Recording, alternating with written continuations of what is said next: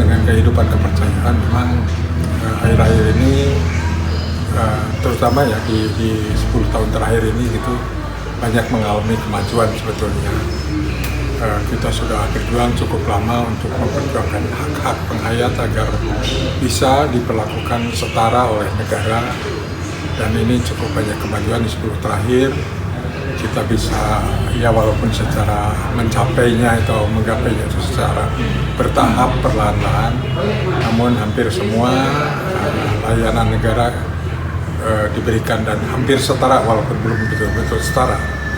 Kita sudah bisa masyarakat penghayat itu melakukan atau melaksanakan perkawinan secara kepercayaan. Kemudian juga di sekolah sudah mulai bisa melaksanakan pendidikan kepercayaan terhadap Tuhan Yang Maha Esa sebagai pengganti mata pelajaran agama. Memang keyakinan peserta didik itu memang menganut kepercayaan. Terus juga di KTP terakhir di 2017 ini sudah juga bisa beridentitas sebagai penghayat kepercayaan. Kemudian untuk masuk ASN sudah bisa, masuk Polri udah dari 4 tahun yang lalu udah bisa. Kemudian masuk TNI bulan November tahun 2022 sudah bisa. Namun masih ada beberapa lagi kementerian yang barangkali masih kita perjuangkan untuk bisa membuka peluang bagi penghayat kepercayaan. Kita dilayani secara layanan pendidikan kepercayaan di sekolah itu juga sebetulnya lebih didasarkan atas diskresi dari Kementerian Dikbud gitu ya, dan terutama khususnya Dirjen Kebudayaan dengan direktoratnya, Direktorat Kepercayaan dan Masyarakat Adat. Upaya-upaya itulah yang walaupun undang-undangnya belum ada, belum kuat, namun demi untuk melayani penghayat itu dilaksanakan dan diupayakan agar proses belajar mengajar di sekolah bagi peserta didik dan penghayat itu bisa berjalan. Nah, namun kan undang-undangnya belum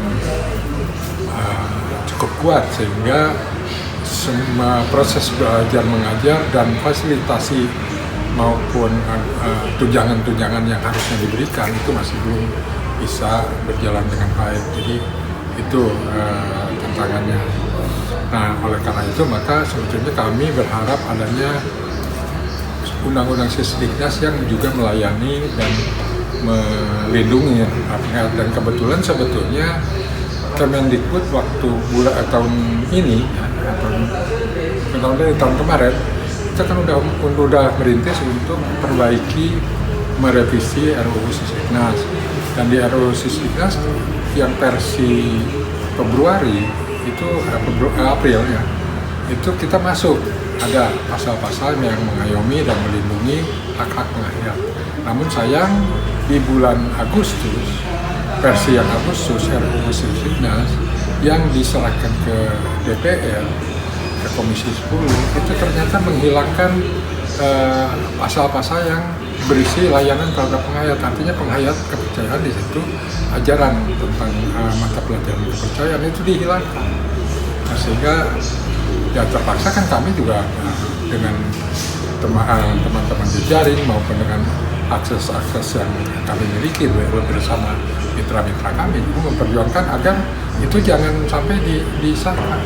Kita protes ke DPR, kita protes ke kementerian, akhirnya kan oleh DPR RUU Sisdiknas itu dikembalikan ke Kementerian Pendidikan, Kebudayaan, dan Ristek. Nah, posisi sekarang RUU itu kembali ada di Kemendikbudristek.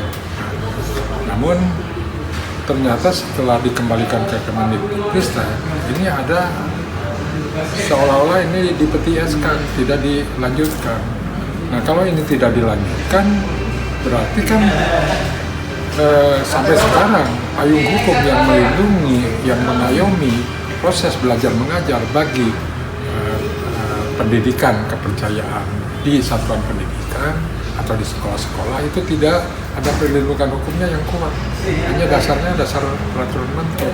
Kalau bentuknya peraturan menteri, begitu menteri berganti kan bisa dicabut. bisa berhenti, bisa tidak berdialog. Apalagi misalnya sampai rejim berubah gitu ya, itu akan membahayakan keberlangsungan dari layanan, kemajuan layanan pendidikan yang sudah diberikan oleh negara. Itu tantangan